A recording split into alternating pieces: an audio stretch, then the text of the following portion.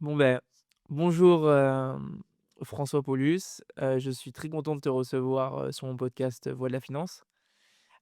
Tu es, cofondateur, chairman, executive chairman, du fonds, VC Brega.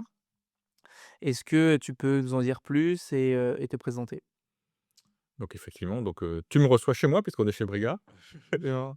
Merci d'être venu, jusqu'ici avec ton matériel. Donc François Paulus, j'ai cofondé Brega il y a une douzaine d'années, je crois qu'on en dira un peu plus, Mmh. plus tard. Brega, c'est un fonds de venture capital. On a à peu près 700 millions sous gestion aujourd'hui. On a à la fois des fonds de ce que nous on appelle du seed et du venture, essentiellement en Europe et un peu en Afrique. Et on fait, que de la tech, pas mal de deep tech, mais aussi, du SaaS B2B, enfin des choses qui sont un peu moins, deep tech. Donc on fait que ça. On a déjà investi dans un peu plus d'une centaine de boîtes depuis qu'on existe OK. et on a dû en exiter une, dizaine à peu près. Ouais. Les temps de cycle étant assez longs dans la venture, mais voilà. Donc ça, c'est Brega in a nutshell et donc on est 3 cofondateurs, Ben Marel, Maximilien Bacot et moi-même. Super et donc moi, ce que je fais un peu pour préparer les interviews, c'est que je regarde la position actuelle. Donc aujourd'hui, on va dire, à la tête du fonds, enfin une personne à la tête du fonds Brega et donc je regarde un peu ce que tu as fait avant. Mmh. Et c'est intéressant de regarder ce que les gens ont fait avant, notamment dans le monde du VC, et les gens qui sont plutôt seniors parce qu'en fait le VC, c'est, on va dire, en Europe, c'est peut-être plus récent. Mmh. Donc si je me trompe pas, tu as un parcours en conseil, tu es passé par des boîtes de télécom. Est-ce que tu peux nous raconter un peu, comment en fait finalement tu as commencé, tes premières expériences, même peut-être revenir au niveau académique, Ouais. si ça façonne, Ouais, ouais, bah, le fil directeur, en fait, faut même remonter beaucoup plus loin, en fait. Il faudrait avoir 3 heures et un canapé pour que je m'allonge, mais le fil directeur, c'est que, mon père était autodidacte entrepreneur dans le nord de la France, donc moi, je suis né à Roubaix. Alors, je suis entrepreneur, mais bon, à l'époque, c'était patron de PME, on appelait ça, donc il avait une usine de construction mécanique et je me suis dit toute ma jeunesse: «Je ferai jamais comme mon père, c'est nul, tu vois pas tes enfants, tu bosses trop, tu bosses les week-ends, enfin, surtout, faut pas faire ça». Heu et à la sortie de mon école nasée, donc moi, je fais Télécom Paris. Heu, les jobs qu'on me proposait m'intéressaient pas en fait, pour être, transparent, enfin les jobs et surtout les structures. Enfin, je trouvais que c'était beaucoup D'accord. trop gros pour moi. Je me disais: «Ouh là, mais je vais être perdu, je vais être, enfin ça va être horrible». Donc j'ai commencé consultant indépendant à Londres, une fois mon diplôme en poche. Après j'ai rejoint une petite société de conseil et là j'ai tenu, pas très longtemps en tant que salarié. En fait, au bout d'un an, j'ai expliqué au patron qui avait 60 ans, moi j'en avais 25, que ce serait bien que je rentre au capital. Il m'avait un peu rionné. Après je suis parti faire l'INSEAD pour me changer un peu l'esprit, me former à autre chose et je suis revenu et au bout de 6 mois, je lui ai reposé la question de: «Est-ce que je pouvais rentrer au capital?» Il m'a redit non et c'est là que je suis allé, donc mon expérience de salarié pure, ça a été 3 ans en fait. D'accord. Et donc c'est là que je suis allé, cofonder une boîte de conseil, qui s'appelait Aircom, ou qui avait une partie, technique et moi j'avais cofondé la partie qui faisait, enfin j'avais plutôt fondé d'ailleurs la partie qui faisait marketing, stratégie, business plan dans les télécoms. Donc au moment de la libéralisation du marché des télécoms. D'accord. Donc voilà, après ça Comment elle te vient cette idée, de monter ta propre boîte de en fait, en fait, la vérité, c'était une toute petite boîte de conseil qui faisait que de la technique, vraiment. Ils étaient genre, 8-10 personnes et j'avais déjà bossé avec eux et donc moi, j'ai dit à la PDG de l'époque, «Bah, si tu veux, moi, je te monte une activité à part entière qui fait plutôt marketing, stratégie, business plan». Parce que j'en avais marre des salariés, en fait et je voulais du capital de mes boîtes. En fait, Ouais, mon mindset était quand même d'avoir du capital des boîtes où je bossais de par ma d'accord. jeunesse, passée avec mon père, et qui avait sa boîte, quoi, en fait. C'est-à-dire que tu contactais directement des personnes qui avaient des petites boîtes de conseil, tu leur demandais juste Non, au en fait, non, développement? on avait bossé ensemble, on a fait une mission ensemble, en fait. On a fait une mission ensemble, dans les télécoms déjà, une mission entre ma boîte, enfin ma boîte, la boîte où je travaille en Ouais. tant que salarié, cette boîte-là. On s'est bien entendu, la PDG voulait se développer et elle m'a dit, enfin on s'est Donc tu avais quoi? Tu avais 25-26 ans? j'avais, 28, Ouais, c'est vrai, tu quand même, 20 fallait avoir, presque 29, j'avais presque 29 ans. En fait, ça c'est, tu vois, souvent quand tu fais MBA, on te dit, faut pas confondre, l'arrogance et la confiance en soi. La ouais, limite, elle est assez assez fine et donc j'espère que j'étais pas arrogant, mais en tous les cas, j'avais confiance en moi. Suite à l'INSEAD, je me suis dit: «Je peux le faire». OK. Je pense que c'était un peu fou quand j'y pense avec du recul, surtout à l'époque, quoi, tu vois? C'est Bah oui. moins à la mode de faire ça. Donc te dire à même pas 29 ans, finalement monter ton activité, parce que je devais me faire vivre quand même, puisque l'autre partie qui faisait de la technique, elle, Bah, oui, c'est autre chose, quoi. ça tournait Donc bien. la première année, j'en ai chié vraiment. C'était très compliqué, trouver des clients. Ouais, c'est originel, en même temps se Ouais, déploie, et bah, enfin, surtout d'abord, il fallait que j'origine et j'avais 29 ans, tu vois? Donc à 29 ans, essayer de faire confiance, enfin ouais. les gens en face de moi, ils avaient plutôt entre 40 et 50. Essayer de leur donc après tu déroules ta première mission qui te fait vivre toi et puis après tu recrutes des gens. Bon, puis après, tu as la libéralisation du marché des télécoms. On est devenu une boîte de 50 personnes et ma partie à moi faisait, une bonne moitié, puis surtout faisait plus en chiffre d'affaires parce que tu factures Incroyable. les consultants, plus cher dans cette partie-là, et après on a vendu la boîte à Wavestone. Waouh, OK. Donc ça a été ma première expérience entrepreneuriale, on va dire. En parallèle, c'était vraiment en parallèle, en fait. J'ai été actionnaire cofondateur d'un opérateur pan-européen qui s'appelait Nets. Donc là, pareil, moi, j'ai jamais d'idée tout seul, en fait. Enfin, je suis pas un mec qui fait des boîtes tout seul, c'est pas mon truc. En revanche, quelqu'un avait eu cette idée, je lui ai dit: «Bah, si tu veux», c'est au début de la libéralisation, hein, maintenant ça paraît évident, mais je lui ai dit: «Bah, si tu veux, je m'associe à toi, je veux bien être administrateur, je veux bien, t'aider». Après, j'ai mon autre job en parallèle. Bah, c'est ça, j'allais te poser Ouais, la question. Comment est-ce que tu gères, enfin, tu étais une et bah, j'ai fait comme mon père, j'ai bossé 80 heures par semaine et c'est la vie, quoi. Donc c'est moins vu mes enfants que ce que j'aurais voulu, et distribuer et cetera. et s'ils m'écoutent, un jour, bah, j'espère qu'ils m'en veulent pas. Maintenant je les vois plus. Donc voilà, donc il a monté cette boîte, moi je l'ai cofondée et j'ai mis, 100 des économies que, alors c'est même pas le jeu parce que, mon épouse est aussi ingénieure et donc en fait j'ai mis 100 des économies du foyer dans cette boîte, ce qui était un peu n'importe quoi entre nous. Mais tu sais, à l'époque, on n'avait pas peur du chômage, on n'avait peur de rien entre guillemets. Tu es ingénieur, tu avais un job, pas à vie, enfin tu pouvais changer, mais donc Toi, tu as 30 ans déjà, donc ouais, aujourd'hui, tu vas voir les gens de 30 ans dans la rue, ils vont te dire: «Mais jamais de la vie, j'ai peur de». probablement. Donc en fait, j'avais mis 100 de ce que nous on avait économisé depuis qu'on bossait, donc ça faisait, 5 ans, ouais, 5-6 ans qu'on bossait. Voilà, Mmh. moi je considérais que c'était «pas grave» entre guillemets. Ouais. Et puis cette boîte-là, ça c'était un hyper fast learning parce que cette boîte-là, elle a vraiment failli crasher. C'était très compliqué. On s'est retrouvés, limite cessation de paiement, des trucs que je connaissais pas. Enfin, tu vois, Ouais. à 30 ans, tu connais pas ça honnêtement. Administrateur avec la responsabilité de l'administrateur, je n'avais pas compris non plus ce que ça voulait dire. Donc si par exemple, tu fais de la gestion de fête, on peut, et la boîte était endettée à hauteur de 70 millions parce qu'en fait, c'était l'époque où les équipementiers télécoms te prêtaient l'argent pour acheter leurs équipements. Tu sais, c'était la folie avant la bulle, D'accord. enfin avec la bulle, et donc à un moment, on s'est retrouvés quasiment cessation de paiement, hyper endettés. J'étais administrateur, et là, j'ai flippé. Je me suis dit: «Mais en fait, je pourrais perdre tout ce que je n'ai pas», parce qu'en fait, j'étais marié en communauté, religieuse athée, donc en plus, j'avais pas protégé le patrimoine, enfin, tout faux, quoi. Bon, heureusement, on a vendu la boîte à Tiscali, qui était à l'époque la star du nouveau marché à Milan, D'accord, et finalement, on a fait du profit dessus. incroyable. Donc mais Et j'ai appris beaucoup. C'est une de ouais, c'est vraiment une hyper fast learning celle-là.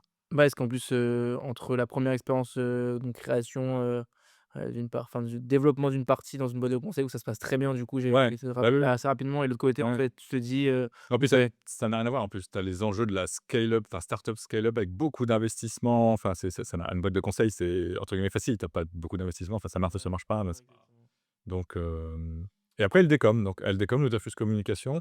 Donc là, c'est pas moi le fondateur, hein. Le fondateur, clairement, c'est Jacques Veyrat, au sein du groupe Louis Dafus, et moi, je suis un des, moi, j'ai rejoint en avril 99, lui, il a créé en mars 98. Donc tu vois, au bout d'un an, on devait être, je sais pas, 50, ouais.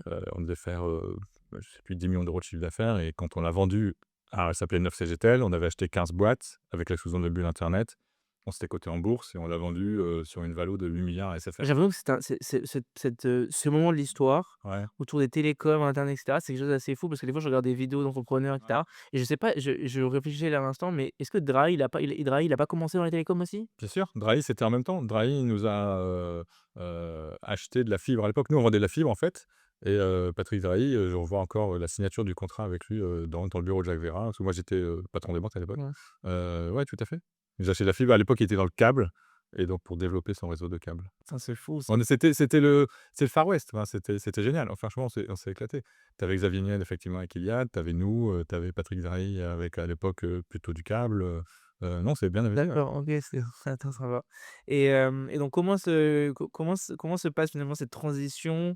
Enfin, peut-être d'abord cette découverte, Mmh. mais en même temps, j'ai l'impression que tu fais partie de ces entrepreneurs-là du VC, mais je ne sais pas si le terme existait encore à l'époque, et comment est-ce que du coup cette transition-là se Ouais. fait vers le VC? Eh bien, donc c'est, je pourrais presque dire un accident de l'histoire. En fait, en 2008, Donc on vend 9 CGT à la SFR. Moi, à l'époque, j'étais le CTO. J'étais passé de patron des ventes à CTO. J'ai fait un peu le grand écart. OK. Hem, je quitte parce que de toute façon, enfin, encore une fois, pour moi, SFR, c'est une trop grosse société. C'est pas un jugement de valeur, mais je ne suis pas fait pour bosser pour des grosses sociétés. Ouais. 9CGT, c'est une exception parce qu'on l'avait amené nous-mêmes jusque-là et c'est entre guillemets, «c'est notre boîte». Oui, des Mais sinon, je suis pas du tout fait pour ça.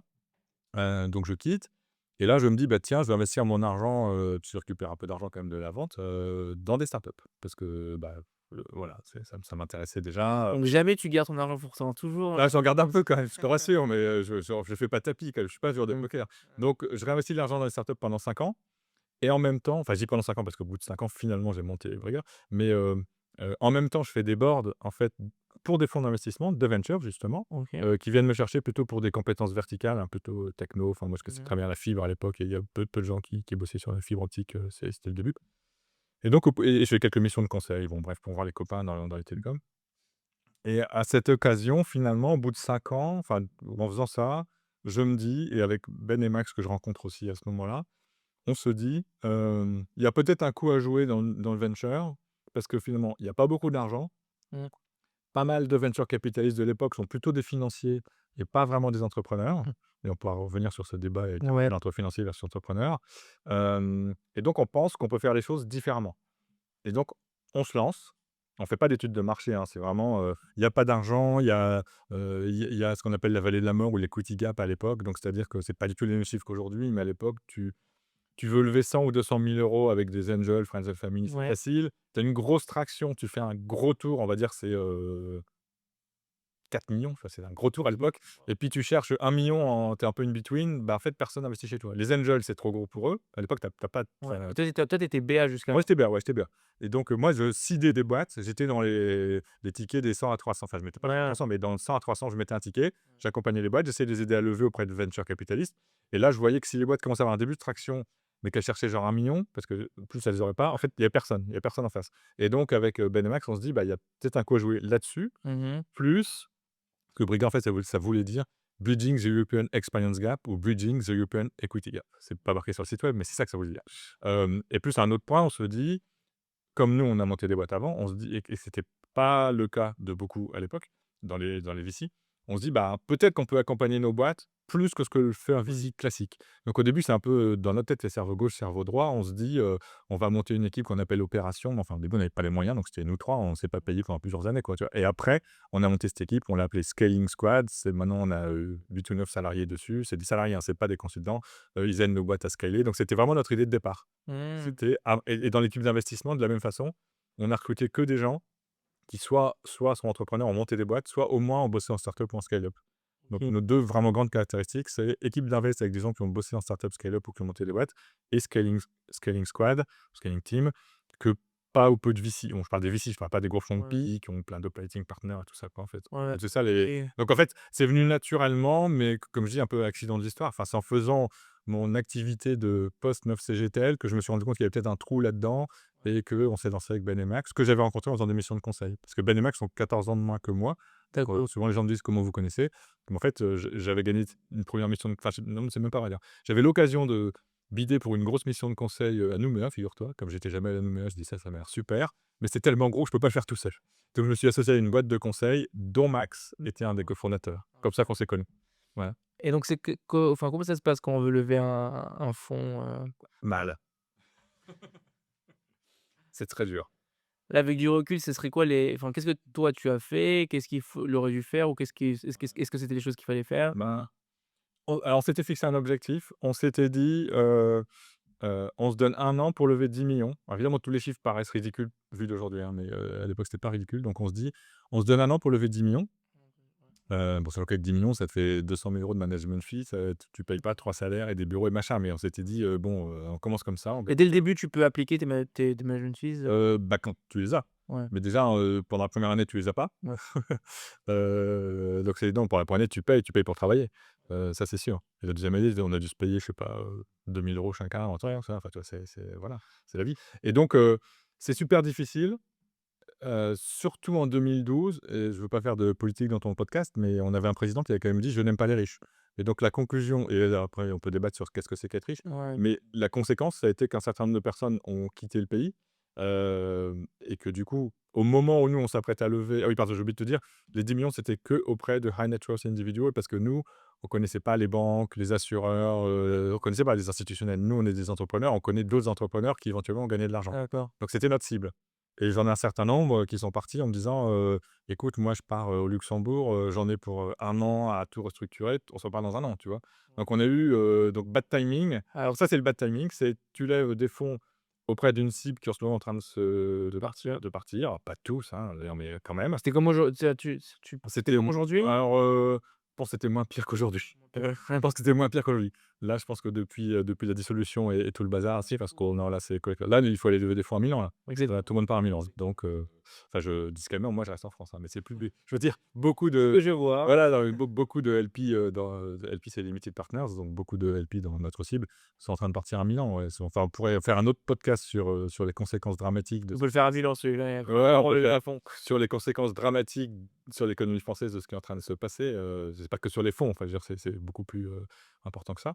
Donc voilà, donc ça, c'était le bad timing. En revanche, le good timing qu'on n'avait pas anticipé, c'est que à peu près donc on fait le premier closing à 10 millions. Bon, c'est super dur, enfin, je te passe les détails et peu de temps après, il y a un appel à manifestation d'intérêt de la BPI qui sort et qui s'appelle French Tech Accélération et dans cet appel à manifestation d'intérêt, pour la première fois, en fait, BPI dit, il y a accélération dedans, donc on va mettre de l'argent dans des sociétés de gestion, enfin dans des fonds managés par des sociétés de gestion qui accélèrent leur boîte. Et là, je lève la main et je dis à BPI: «Bah, c'est justement ce qu'on fait». Parce qu'au début, ils étaient pas trop chauds parce qu'on était entrepreneurs, enfin, tu vois? On n'avait pas vraiment, les credentials pour être VC et cetera et puis Angel, c'est quand même pas la même chose, on va pas se mentir. Donc on avait montré notre track record d'Angel, enfin, on a fait ce qu'on pouvait, mais et là, en fait, initiative, gouvernementale, il faut des sociétés de gestion dont les gestionnaires sont des entrepreneurs, en tout cas des gars qui vont mettre un peu les mains dans le cambouis. Et donc là, la BPI a donc on a fait le premier closing à 10 millions qu'avec des personnes physiques et après la BPI a rejoint, et ça, c'était un super timing, pour nous. Donc on a eu du bad et du good. Excellent et donc ça, c'est sur la partie levée de fonds et après, vous commencez dès la première année, vous êtes que sur la partie du coup levée ou vous en même temps vous commencez à Là, on commence à investir très vite, sachant qu'au début, c'est très compliqué parce que tu as 10 000 000 assez vite, on a dans l'élan, on a eu, on va dire 15, allez, pour faire simple. mmh, Tu as 15 millions. Et la question, c'est est-ce que tu prends des tickets nominaux comme si tu étais à ta cible? En sachant que je sais ouais, pas même je sais même pas quelle était notre cible, je suis même pas sûr qu'on en avait eu. Bon, finalement, on a fini à 45 millions, donc c'est pas mal, mais on a mis 3 ans, ouais, plus l'année de 2012. En fait, on a mis 4 ans, donc c'est extrêmement long, mais tu vois, tu es dans un environnement où de toute façon, ouais, si c'est pas à la mode, comme je t'ai dit, politiquement, c'est pas le bon moment, enfin et cetera. Donc tu commences à investir dès que tu es au 1er closing, enfin, c'est ouais, une décision qu'on a prise.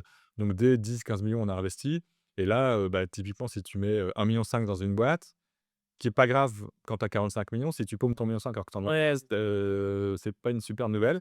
Donc bon, bah, il faut peut-être avant tu avais pas le secondaire, il vraiment faut il tu faut ouais, ouais, ouais, ouais, ouais, mais le secondaire, ah il oui, vient quand ta boîte, elle marche bien aussi, bien donc on a perdu des boîtes, enfin, c'est non, c'est, ouais, j'imagine. enfin, je sais pas si c'est l'objet du débat d'aujourd'hui, mais Non, mais on parle de tout. on a fait, pas mal d'erreurs sur le premier fonds, hem et du coup, on a tiens, il y a un taux de casse dans l'industrie, mondiale qui est soi-disant enfin, soi-disant, j'en sais rien, mais qui est entre 30 et 35%. Donc vraiment 30 à 35% de ton argent dans le venture fait zéro.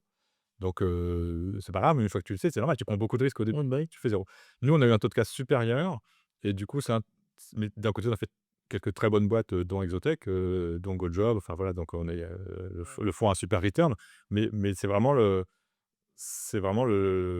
l'archétype du fonds d'investissement de venture, quoi. Tu as beaucoup de casse, tu as quelques super pépites et puis tu as des boîtes qui te font des returns, x2, x4 et Mmh. cetera.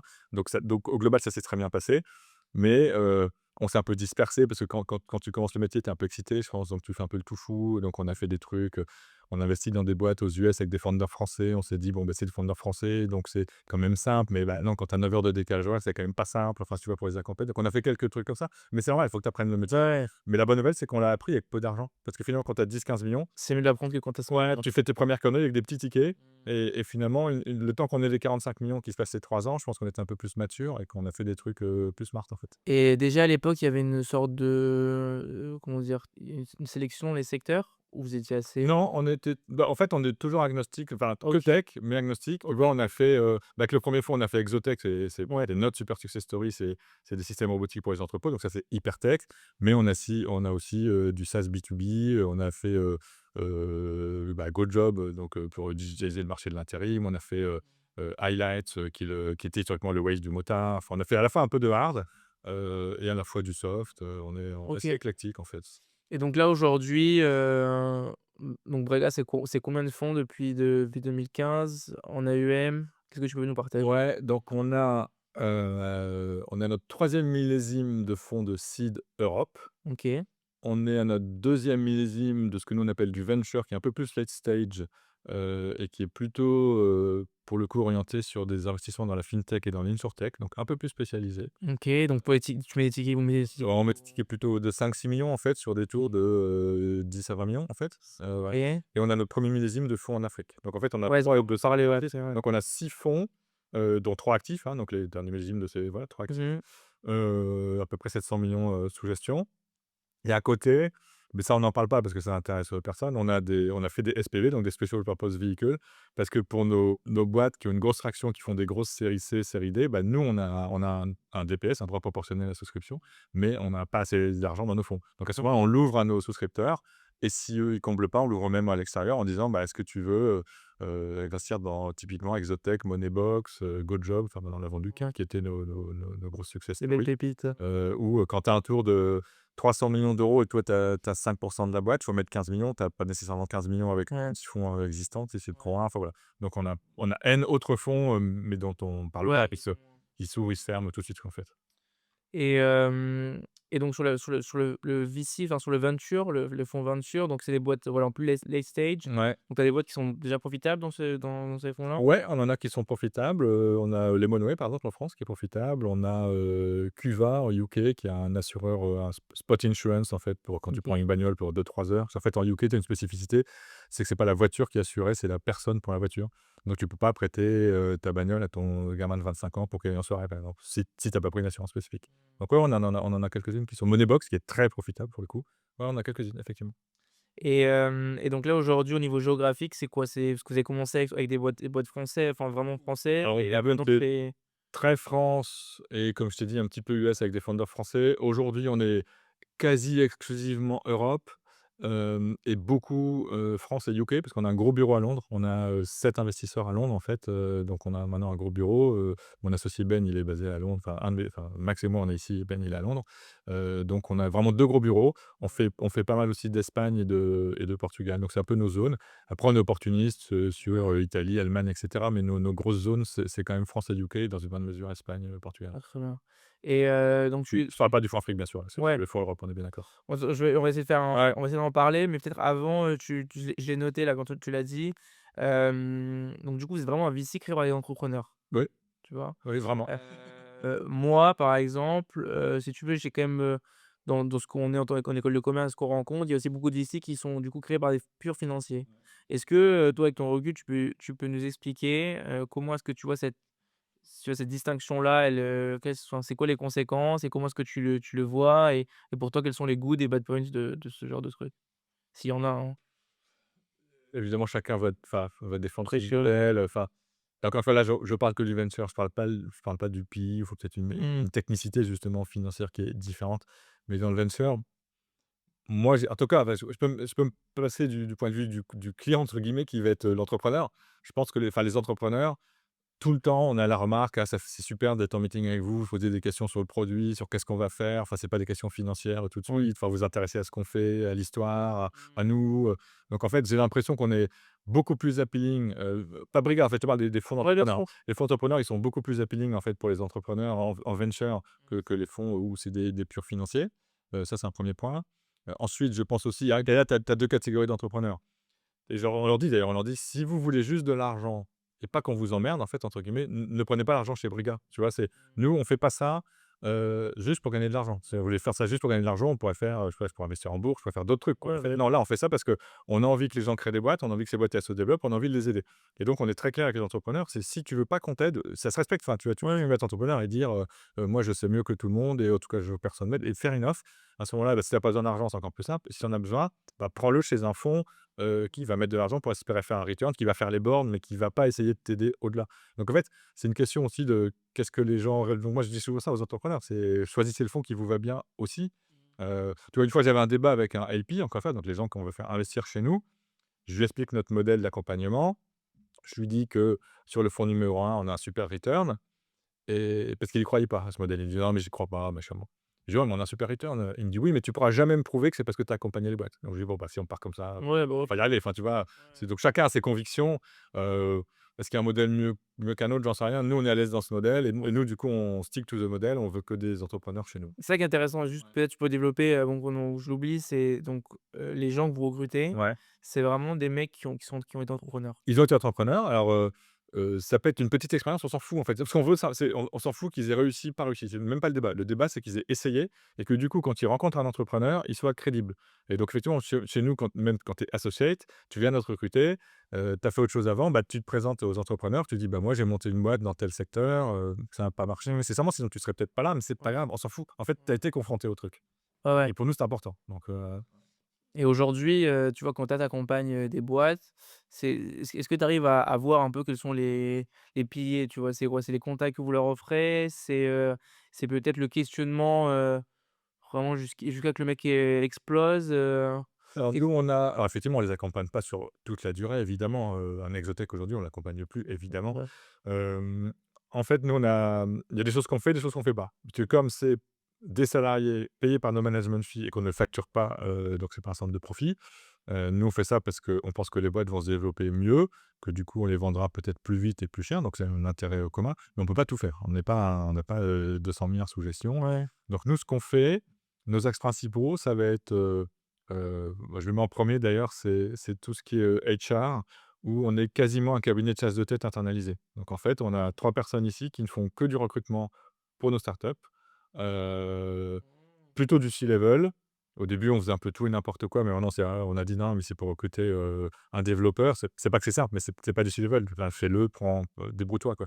Mais en revanche, ton directeur marketing, ton directeur sales, ton nouveau CTO, donc on aide beaucoup, là-dessus et c'est vraiment comme un cabinet de chasse de tête. On D'accord. prend la mission, enfin on voit les candidats, il y a le job description, on en présente trois quatre et cetera. Donc ça, c'est hyper apprécié par nos startups. Ah, surtout parce que moi je me rappelle quand j'écoutais des podcasts d'entrepreneurs, ils disaient qu'au début c'est la galère et bah, surtout le truc qui se permet de changer des fois Ouais. de niveau. C'est la grosse galère. En plus, au début, bah, tu pas très connu, donc en fait, les candidats, ils hésitent, enfin surtout, enfin, voilà. Donc en fait, ça, c'est hyper important. Après, on a un axe, gouvernance. Donc gouvernance, c'est justement les aider quand ils grandissent pour éventuellement changer la gouvernance d'entreprise, comment ils managent leur board, comment ils managent leur boîte. On a une partie coaching là-dedans. On a 2 coachs certifiés PNL. Donc là, ils vont coacher les entrepreneurs, en général même les teams, les Mmh. founding teams. Ils vont les aider à se «découvrir» entre guillemets, parce que c'est vrai que Ben, Max et moi, on a monté la boîte, mais en vrai, on se connaissait. Mais est-ce que je sais te dire si Ben, il réagit plutôt à tel truc, tel truc? Enfin, peut-être intuitivement, peut-être au bout de 10 ans. Donc là, il y a des outils pour faire ça, un truc qui s'appelle le DISC, par exemple. Donc on fait ça avec les entrepreneurs pour qu'ils sachent un petit peu. Moi, mon cofondateur, il est plutôt comme ça. Vaut mieux peut-être que je lui parle comme ça, que je lui dise ça et cetera. Donc il y a ça. Et après, on a, tout ce qui est donc branding and communication où, bah, ça en fait, c'est les mêmes équipes qui vont nous aider nous et qui vont aider les startups. Donc ça peut être pour un rebranding, ça peut être pour des choses comme ça. Donc pareil, on va pas le faire à leur place, hein. On va bosser avec eux Ouais. en amont. Éventuellement après, on va leur conseiller une agence, on peut pas tout faire non plus. Et après, on a tout ce qui est marketing growth, où on aide beaucoup, nos startups aussi là-dessus. Sales machine, donc on va les aider, sur des playbooks un peu sales. Donc ça, c'est ce qu'on fait nous. OK. Et après sur ce qu'on c'est pas qu'on sait pas faire, mais on peut pas recruter à l'infini, Ouais, ouais, nous. ouais. Après, on a une scaling room où, tous nos startups ont accès et c'est très opérationnel. C'est pas, 50 slides qui te racontent la vie. C'est vraiment, bah, tu as l'Excel de la sales machine si tu veux faire tout seul. Tu veux un CFO part-time, bon, on t'en a mis 10 qui ont déjà été checkés par d'autres startups et donc, tu peux y aller. Enfin, donc on essaie de les aider justement à pas perdre de temps avec ces trucs, qui sont importants pour eux, mais il faut Ouais, en même qu'ils temps, faut fassent aller vite, vite. ouais, ouais. Donc c'est ça qu'on essaye de faire pour nos startups, ouais. OK et tu m'as parlé du coup d'un premier fonds, du coup plus, centré sur l'Afrique. Oui. Est-ce que tu peux, raconter un peu, l'histoire de ce fonds? Comment est-ce que vous avez commencé du coup à vous intéresser à l'Afrique? Pourquoi? Ouais. Voilà. Alors l'Afrique, enfin, je sais pas si je commence par là, mais enfin, c'est une passion personnelle d'un des 3 associés qui est Ben OK. et au-delà de ça, heu, nous comme tout le monde, je sais pas, nous on a des ambitions de croissance. En tout cas, c'est depuis le début, on s'est dit: «On veut pas juste rester une petite boutique niche sur, que des petits fonds de sites», ce qui est respectable aussi, hein. Tu as des gens qui disent: «Moi, je lève pas plus que, 70 millions par fonds, je fais ça et mes millésimes, c'est super» et ça se respecte, voilà. Nous, on considérait que Briga, c'était une boîte entre guillemets «comme une autre», qui voulait croître et pour croître, finalement, tu as pas 36 solutions. Soit tu crois sur le même stage, donc le seed mais sur une autre géographie. Mmh. Soit tu changes de stage, et puis tu peux faire tout, bien sûr, tu peux courir, donc tu dis: «Bah, maintenant je vais faire du growth ou je vais faire du LBO ou tu sais Ouais. rien, ou de la dette», enfin et cetera. Soit tu crois sur des adjacences en termes de vertical. Tu peux dire: «Je vais faire un fonds immobilier, je vais faire un fonds, dans la biotech», enfin et cetera. Donc on a regardé tout ça, heu et une première fois on s'est posé la question, on était en Afrique du Sud, je me rappelle, une conférence il y a au moins 5 6 ans et on était revenu en se disant que c'était un peu tôt pour nous. OK. Bon, il y avait l'Afrique est un continent qui a plein de problèmes, hein, donc c'était compliqué aussi de monter un fonds en Afrique, mais c'était un peu tôt pour nous parce que nous, on était persuadés que le fonds numéro un aurait une très bonne perf, mais on pouvait pas encore le prouver et on s'est dit: «Attendons Vas-y. d'avoir prouvé qu'il y a une bonne perf, comme ça on peut prouver au marché qu'au moins nous, on sait faire des fonds de seed en Europe». Et après, une fois que tu sais faire un fonctionnement en Europe, c'est pas pour ça que tu sais faire en Afrique, mais au moins tu as prouvé quelque chose sur ton marché, de base, quoi. Ouais. Donc une fois qu'on a eu prouvé ça, en rendant, pas mal d'argent à nos LP du premier fonds, on a dit: «Bah, maintenant on va monter un fonds de 6 en Afrique». Donc c'est, tu vois, les axes de croissance dont je parlais, on s'est dit: «On va faire», on a regardé plein de sujets, on a regardé, Latin America, enfin il y avait plein de Ouais. zones et on s'est dit: «Bah, l'Afrique, pour tout un tas de raisons, et ça fait des années qu'on dit que ce continent va peut-être rattraper son retard et qu'il faut l'aider». Et donc on s'est dit: «On va faire ça», au-delà du fait que c'était une passion de d'un de mes associés. Ouais. Et donc on a décidé ça il y a 3 ans, je crois, quelque chose comme ça. En OK. recommençant sur un petit fonds comme on a fait, enfin, tu vois? Donc là, causé je crois que j'ai vu un closing à 50 millions, 000, un 1 closing à 50 millions. Non, en fait, aujourd'hui, c'est plutôt, 30 pour être franc. 30. Là, maintenant, là, à l'heure où on se parle. OK Donc et vous avez mais tu fait vois, on a fait le premier fonds européen avec 45, donc même à la limite, si tu restes qu'à 30, c'est pas grave en soi. Tu ouais vois? C'est et vous avez commencé à le déployer? ouais, on a commencé à déployer, on a, 8, 9, 10, je sais plus, entre 8 et 10 investissements, ouais, OK. ouais, dans 4 ou 5 pays différents, ouais. C'est ça exactement, je voulais te demander. L'Afrique, c'est 54 pays C'est donc 54 pays. Alors nous, on a un partenaire, à Lagos, un en Afrique du Sud et un, alors au Maroc, mais qui en fait qui est basé ici et qui fait des allers-retours. C'est un peu des zones, clés pour nous. Enfin, tu as 4 grands pays en fait en Afrique ouais, où tu as tous les investissements startups, c'est Égypte, Kenya, Afrique du Sud, Nigeria. OK. D'accord? Après, tu as le Maghreb, qui essaie de et l'Afrique de l'Ouest et le Maghreb, donc plus francophone, qui essaient de rattraper leur retard et au sein du Maghreb, tu as le Maroc qui met vraiment, beaucoup d'argent, pour catch up et d'où notre positionnement géographique. Après, nous, on a fait des investissements, au Kenya, en Ouganda, en Afrique du Sud, au Sénégal, au Maroc, enfin voilà, on Et comment elle est comment la compétition là-bas? Est-ce qu'il y a beaucoup de fonds d'ici? heu, Ou ça vraiment c'est le début, c'est la mmh, jeunesse? il y en a quand même pas mal. Alors évidemment, il y a moins de compétition que sur, tu prends un bon deal en France, c'est tout le monde va se l'arracher. Mais tu as quand même pas mal de fonds parce que justement, comme tu l'as dit, tu as 54 pays et du coup, il y a des fonds qui sont montés là, puis là et puis tu t'intéresses pas de regarder les autres pays. Donc il y a pas une surconcurrence, hein, mais il y a quand même pas mal d'initiatives. Et elle est comment la l'éducation là-bas entrepreneuriale en Elle est assez bonne parce que justement, on est dans cette, 2e génération d'entrepreneurs qui, en fait, ils beaucoup se sont formés à l'étranger, ont des super, formations, sont hyper éduqués et donc tu as plutôt des très bons sur entrepreneurs. de la tech et Ouais. cetera? Donc c'est vrai, c'est un a priori qu'on peut avoir Ouais, un peu sup urbano-centré ouais, non, c'est plus le cas, c'est plus le cas. et donc l'idéal, ça serait de continuer un peu sur le même rythme que l'Europe, et L'avenir le dira. C'est plus lent, c'est objectivement plus lent sur le continent africain qu'en Europe, donc OK. ça prend plus de temps. Donc évidemment, si ça marche, oui, c'est l'idée. Je voulais avoir maintenant un peu une prise de recul et parler le côté un peu macro du VC, et peut-être, sur plusieurs aspects, d'abord celui géographique. On aime bien comparer, comparer, oui, le VC en Europe, France et le VC aux US, tout en disant, soit l'Europe est en retard, soit la France est en retard, soit on rattrape notre retard et cetera. Comment est-ce que tu le vois aujourd'hui? Et je vais te le dire, d'une manière aussi un peu personnelle, c'est que, tu vois, moi, j'ai beaucoup d'amis qui sortent de l'essai, qui sont des qui veulent être entrepreneurs ou qui sont en train de créer des boîtes Mmh. et qui, finalement, se tournent de plus en plus vers les États-Unis pour leur développement, même en faisant des allers-retours, tu vois? Ouais. En allant cherchant des fonds ailleurs. Est-ce que tu le ressens et qu'est-ce que tu en penses peut-être sur une vue un peu plus globale? Alors ce qui est sûr, c'est qu'on a un peu rattrapé notre retard. C'est en pourcentage du PIB qui était investi dans le venture aux US et en Europe il y a 10 ans, je crois qu'il y avait un rapport de 1 à 10 quasiment. Maintenant, on est quasiment au même ratio, si je dis pas de conneries, on est pas très loin. Donc ça, c'est fait, enfin, c'est fait entre guillemets. Après là, on a encore beaucoup de retard, c'est sur les gros fonds, on va pas se mentir, sur les fonds de growth. Ouais. Quand tu cherches, 100 000 000, 200 000 000 ou 300 000 000, c'est quasiment impossible à trouver, qu'en Europe. C'est vraiment très, très compliqué. Heu, Tu as, je sais pas, X fonds qui se battent en duel versus, 10X ou 100X, aux US. Ouais. Donc, on va pas se mentir, les gros tours, tu prends le gros tour d'Exotech, ça a été l'idée par Goldman Sachs, enfin voilà, on va pas se Mmh. mentir, hein. Donc ça, on en est encore assez loin de l'écosystème, français, européen quand même. Mmh. Après sur, est-ce qu'il faut se tourner vers les US dès le début ou pas? Il y a tout et son contraire là-dessus. Il y a aussi d'ailleurs des super success stories, des super failures. Ouais. Tu as des gens qui sont partis très tôt aux US en disant, nous on a des boîtes qui ont fail à cause des US en fait. C'est-à-dire qu'ils avaient fait un seed, ça marchait bien, une série A à l'époque de genre, 10-15 millions, ça marchait bien et puis ils ont dit: «On va attaquer le marché US», ils ont cramé les 15 millions aux US, puis ils sont morts en fait. Enfin donc tu vois? On a quand même les US, c'est hyper cher. Donc faut quand même se méfier. Après tu as des boîtes qui sont en SaaS B2B, entreprise où leur marché naturel est quand même aux US, donc c'est normal qu'ils y aillent. C'est normal qu'un fondateur y aille dans l'équipe. Après, est-ce qu'il faut mettre toutes ses ressources là-bas? Est-ce qu'il faut enfin, faut faire un peu gaffe quand même, tu Ouais. vois? Faire un peu gaffe quand même. Et sachant qu'on sait tous que les Américains sont hyper forts pour se vendre. C'est-à-dire que tu vas rencontrer un Américain head of sales, il va t'impressionner, tu vas dire: «Tiens, il est super bon». Puis une fois que tu vas l'avoir embauché, il va te coûter 500 000 $ tu vas voir s'il délivre, quoi. C'est pas le cas de tous. Donc faut vraiment faire gaffe aux US.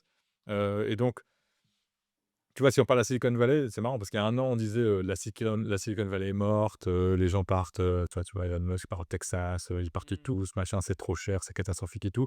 Maintenant, tu as une série d'articles qui nous disent, tout le monde va aller dans la Silicon Valley, ça renaît, enfin, Ouais. donc, tu as des cycles, hein, je veux dire, hein, tu as des cycles, mais, Mmh. ça dépend vraiment de ton business, je pense. OK. Mais là où il faut se méfier, c'est si tu es en seed, tu cherches genre, 3 000 000 et tu es là quoi, tu es ici et te dire: «Je vais aller lever aux US, ça va bien se passer», ça à mon avis, c'est quand même pas toujours une bonne idée. OK. Ça peut bien se passer pour certains, Ouais. mais il y en a d'autres qui vont galérer pendant 1 an. Donc là, la meilleure idée, c'est quand même plutôt de lever avec des fonds français, et après évidemment pour ton tour de 15 000 000, bah, tu essaies d'avoir un premier fonds US et puis après, parce que faut pas se mentir, on n'a pas l'argent ici en France pour, quand ça devient des vraies licornes, Mmh. pour mettre 200, 300, 400 000 quoi. Je voulais aussi revenir avec toi sur un peu l'histoire des valorisations dans le monde du VC. Mmh. On a eu des valos qui étaient, comment dire? Importantes, 2021 Ouais. autour de cette date-là. Est-ce que, vous l'avez enfin, comment est-ce que vous l'avez ressenti aujourd'hui chez Brega? Et finalement, comment est-ce que ces post-années de 2021 finalement ont réussi à ou non à finalement, réavoir des valos, on va dire, Mmh. plus cohérentes? Ouais. Et ben, je te dirais qu'on est sur le sujet des US à nouveau parce que pour pas changer, c'est les US qui ont foutu la merde. C'est-à-dire, 2007-2008, crise des subprimes à cause des Américains, Ouais. et là, crise des valos à cause des Américains parce qu'il y a eu la mode des fonds, crossover, tu vois? Les Tiger Global, les Coatue, les gens comme ça, qui ont mis des énormes tickets, tu vois? C'est l'époque de WeWork, enfin, tu te rappelles de Ouais. Passage, te foutent 200 000 000, machin, en un quart d'heure de meeting, à des valos, débiles, quoi. Et pourquoi ils considéraient que c'était pas débile? Parce que, ils se disaient: «Mais de toute façon après ça va au Nasdaq et donc même si j'investis à 1 milliard de valo sur un truc, OK, Ouais. je le mettrai au Nasdaq à 5 000 000, la vie sera belle». Donc ça a été effectivement, 2021. Donc au niveau mondial, tu as des rapports, enfin nous on a des quarterly reporting qui montrent des valos, dingues en fait, enfin vers le haut. Et donc, les LP institutionnels, je te parle au niveau mondial là, mais Ouais. mais en fait qui parlent des US, les LP institutionnels se disent: «Putain le VC c'est génial, je vais faire x10, ça va être super». Puis 2022 tu as pas d'exit, puis 2023 il se passe plus rien, et puis donc là c'est la crise. Et les LP institutionnels, et ça part notamment des pension funds américains, en fait disent au VC: «Mais en fait tu m'as menti, en fait tu es un Mmh. voleur». Et donc, tu as eu un VC bashing mondial qui a rendu les levées de fonds assez difficiles pour nous, pas nous Brugger, mais nous l'écosystème. Ouais. Parce que, bah, tu as toute une part des LP américains, qui se sont fait un peu rouler dans la farine, qui ont dit: «Bah, moi j'investis plus pour l'instant, j'attends d'avoir, de l'argent qui revient». Du coup, c'est retombé un peu en plus fine, en Europe en disant: «Bon, le VC on sait pas», voire même tu as eu des fonds américains qui sont venus lever en Europe puisque les VC américains, voulaient plus. Enfin, tu vois, ça Ouais. ça a créé un bazar, énorme. Donc, oui, les valos, elles ont fait tchac, tchac, tchac et tchac. Alors nous, chez Brigard, on essaye d'être hyper précautionneux sur les valos, ce qui nous a parce qu'il peut nous jouer des tours. Parce que souvent, on discute avec des LP, on est toujours en levée de fonds, hein, et puis ils nous disent: «Ah bah toi, ton TVPI», donc TVPI c'est la valorisation de ton fonds, c'est, je sais pas, je vais dire, 3 alors que tes concurrents ils sont à 5, bah alors tu nul en fait. On dit: «Bah non, en fait, nous on pense simplement qu'on est précautionneux et qu'on fait super gaffe aux valos». Ouais. Et donc ça, Alors maintenant, les gens écoutent plus, c'est-à-dire maintenant les LP regardent beaucoup ce qu'on appelle le DPI, donc l'argent que tu as rendu Ouais, en bah, cash, à tes actionnaires. Alors qu'avant, ils regardaient beaucoup le TVPI et tu d'accord. il y a des fonds qui sont, incroyables, Ouais, est-ce que tu qui peux peuvent tu faire peux mettre ce que tu veux, bah, normalement, tu es pas censé mettre ce que tu veux, mais tu es censé faire un peu gaffe. Mais encore une fois, à l'époque, je dis pas que les VC mentaient, c'est-à-dire que si factuellement, Ouais, tu as, Tiger Global qui tient un tout le chèque monde le de fait. 200 millions Ouais. et que la valo, c'est 3 milliards, toi, dans tes valos, tu mets 3 milliards. Enfin, je veux dire, c'est pas que les fonds de VC ont menti, c'est qu'il y a eu cet emballement, parce qu'il y avait beaucoup d'argent, parce que le Nasdaq était très haut et donc les valos ont explosé Mmh. dans les reporting et après tu as des gens qui assez vite les ont baissés et tu as des gens qui les ont laissés comme ça en se disant: «Bon, pas vu, pas pris» et puis, à un moment, les LP, ils ont dit: «Bah, il est où mon argent?» «Bah, il est en papier ton argent pour l'instant», donc tu vois? Donc c'est ça le problème. Donc c'est une, crise comme on en a eu N, enfin, c'est pas la pire du moment, enfin, il se passe des trucs plus graves dans le monde, qui affectent plus l'économie, que ça, quoi.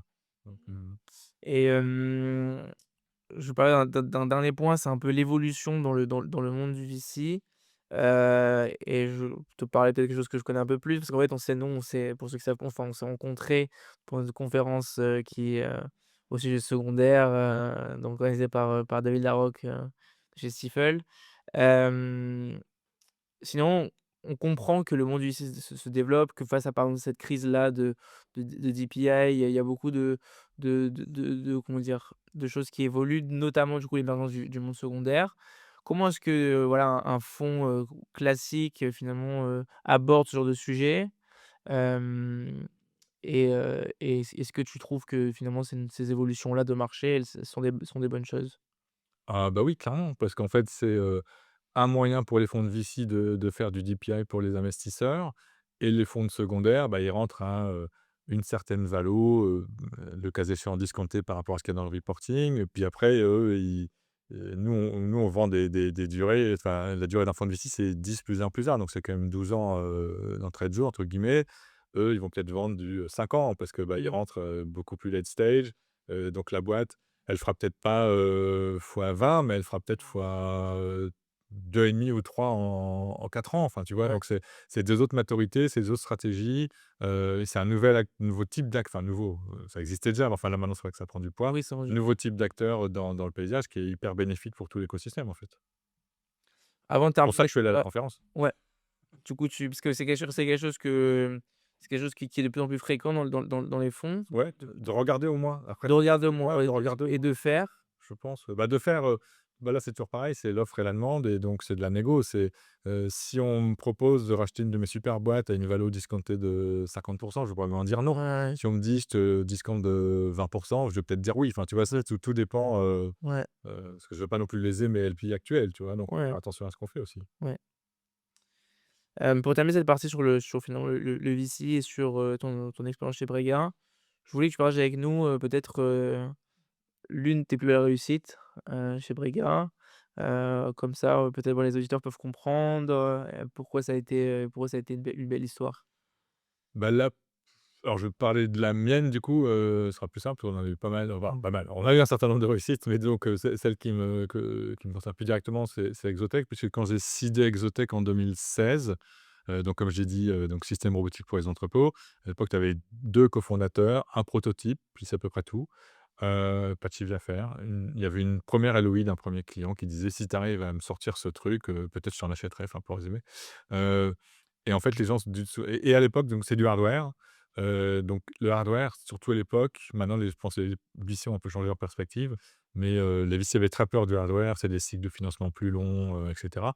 Il se trouve que moi, dans mon ancien job, j'étais le CTO de Neuf Cegetel, donc j'avais produit des millions de Neuf box, qui sont dans les foyers, enfin qui sont peut-être plus aujourd'hui, mais qui étaient dans les foyers, français à l'époque. Donc disons que le hardware me faisait pas peur, je comprenais, je pense, ce que qu'était le hardware.